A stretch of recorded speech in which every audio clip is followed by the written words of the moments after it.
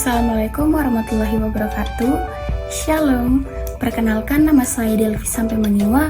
Saya merupakan mahasiswa aktif Universitas 17 Agustus 1945 Samarinda, mahasiswa Fakultas Hukum Prodi Ilmu Hukum semester 4 dengan NPM 211100111194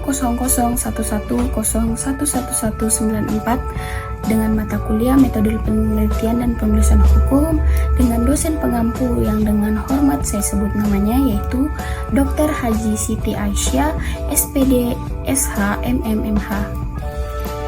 Pada video kali ini kita akan membahas mengenai POGI. Tapi sebelum itu, pasti ada kawan-kawan yang baru menyaksikan video saya ini bertanya, kira-kira POGI itu apa? Bahkan sangkut pautnya POGI dengan metodologi penelitian dan penulisan hukum itu apa? Nah, saya akan singgung sedikit tentang hal ini.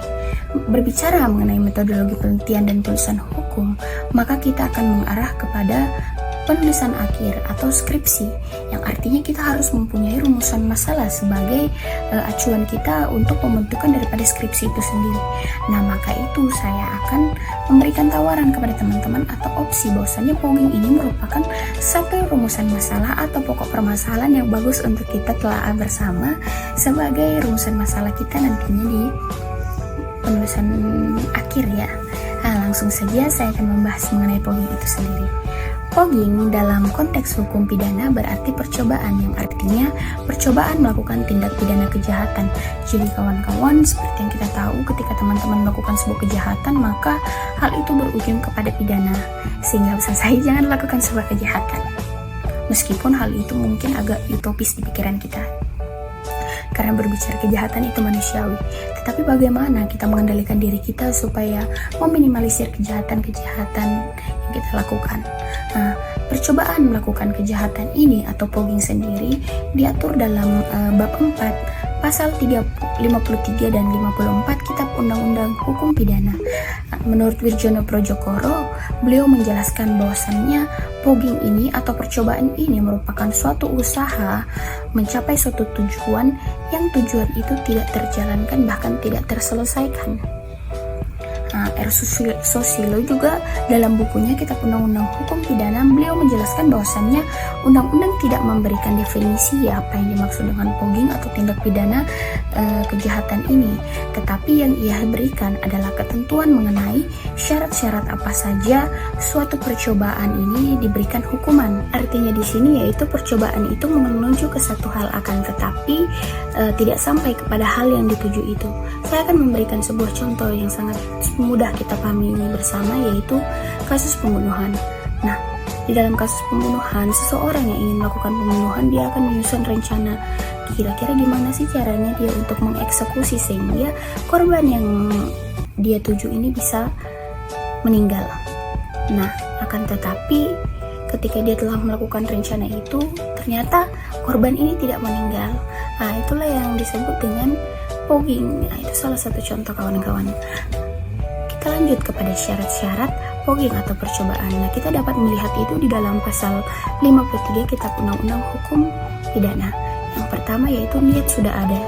Artinya di sini kawan-kawan berbicara mengenai POGI, yang pertama yaitu niat sudah ada. Contoh lagi, kita akan membahas mengenai pembunuhan. Ketika niat sudah ada berarti teman-teman tahu merencanakan kira-kira gimana sih caranya saya bisa menghabisi nyawa daripada korban yang ingin dituju. Yang kedua yaitu orang sudah memulai kejahatan itu. Nah, di dalam niat itu berarti dia sudah menyusun rencana.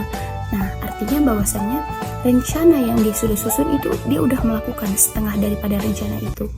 Nah, tiba pada akhirnya yang ketiga yaitu perbuatan kejahatan itu tidak selesai.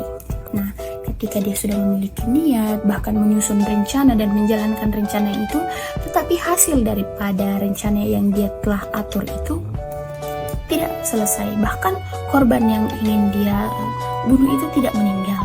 Itulah nantinya akan diberikan sanksi pidana atau diberikan hukuman.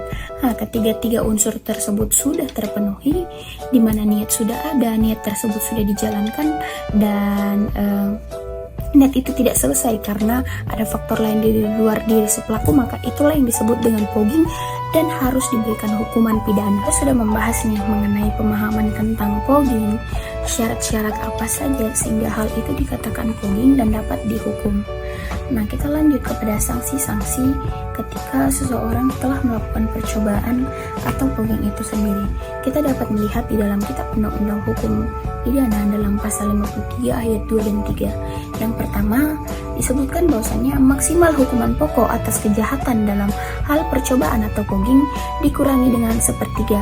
Yang kedua, jika kejahatan itu diancam hukuman mati atau pidana seumur hidup, maka dijatuhkan hukuman penjara paling lama 15 tahun.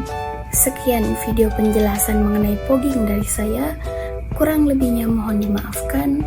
Satu pesan saya, ketika di sekeliling teman-teman merasakan sebuah kejahatan, maka hancurkan itu.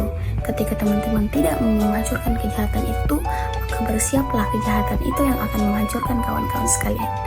Assalamualaikum warahmatullahi wabarakatuh.